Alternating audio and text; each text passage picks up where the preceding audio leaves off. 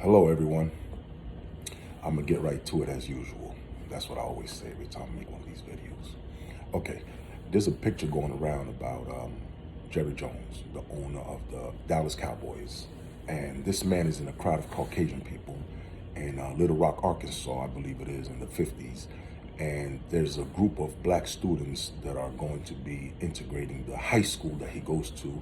And him and his friends, him and his Klan member friends, because that's what that man is, was there to block these students from going into the school. And the police and whatnot had to come to escort these children into the school. So now, black people, why do we go through this? Why do we go through this? Why are we trying to force ourselves on Caucasian people when they don't want us in their establishments? Now, I'm not blaming the Caucasian people for not wanting us in their establishments, because it's their establishments. They established it. Here we come trying to just be around them, because a lot of times we can't even stand being around ourselves. Is that right? Okay, so what we need to do is start to like and stand being around each other. And what we need to do at the same time is, if they don't want us in their establishments, if they don't want us in their schools, if they don't want us in their diners, if they don't want us in their institutions, what we need to do is start thinking self-government. Self-government is what we need to start thinking. We need to start thinking about pulling our resources together, us coming together and putting our own establishments together where only we're allowed to go into our own establishments. You see what I'm saying? The only criteria that'll make you be able to go into a black establishment is your skin complexion. That's it.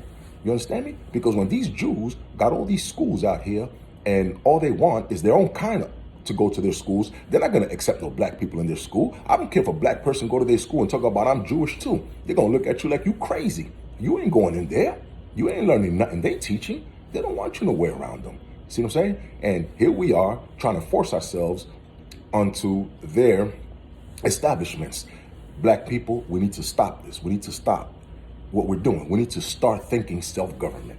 We need to start thinking about a government of our own, where we rule ourselves, where the money looks like us, right? Not like them. Because they can cut that money off right now, and that money we got in our pockets right now will become worthless if the white supremacists say this money is worth nothing. And they'll probably do that just to get us out the way. You see what I'm saying? So therefore, we need to stop the foolishness. You see what I'm saying? We need to stop the foolishness. We need to get back to ourselves.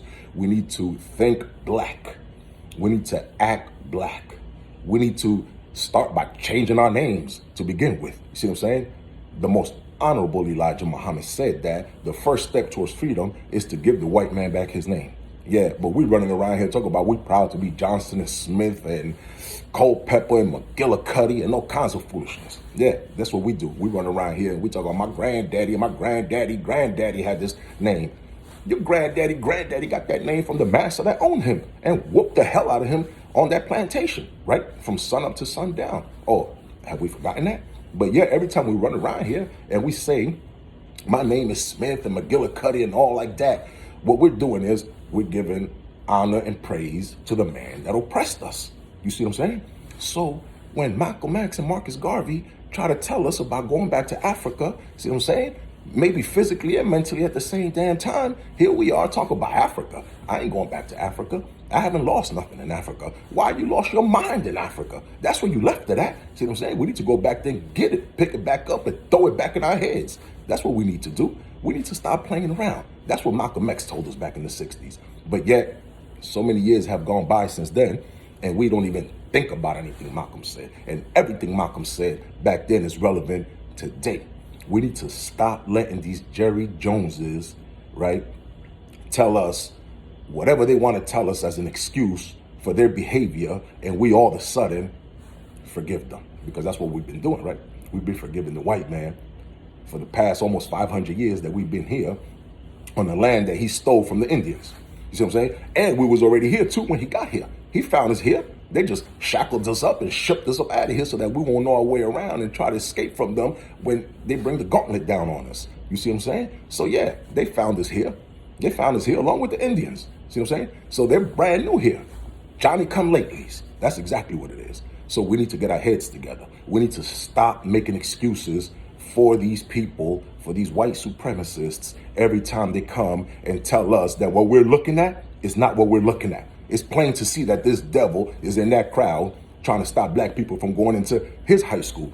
And this devil here never hired a black man as a head coach to his team. You know this dude is a straight white supremacist. See what I'm saying? Then he gonna talk about, oh, I look up to LeBron James and all this. You don't look up to no black people, man. You just saying that to save face. You see what I'm saying? You's a white supremacist, Jerry Jones. You's a devil. You's a demon. And we know you don't like black people. As long as black people is on that field, catching all these balls and making all these touchdowns for you, it's all good, right? I wonder how many of those black players that you've invited to your house for coffee and dinner and all like that. I wonder what you would say, Jerry Jones, if one of those black men that play games for you happens to date your daughter or maybe your granddaughter or your cousin or somebody like that, right? I bet you them horns will come out of your head that quick. Yeah. So black people, listen, we need to stop making excuses for our slave masters, because that's what we are. We are their subjects still here right now, 2022, whether people want to believe it or not. This is 2022, and we still here carrying his name, making excuses for him, becoming spokesmen for him, and all of a sudden we got best friends that are Jews and kikes and all kinds of foolishness. Man, we need to cut this out. That's all I got to say. Until next time, see you soon.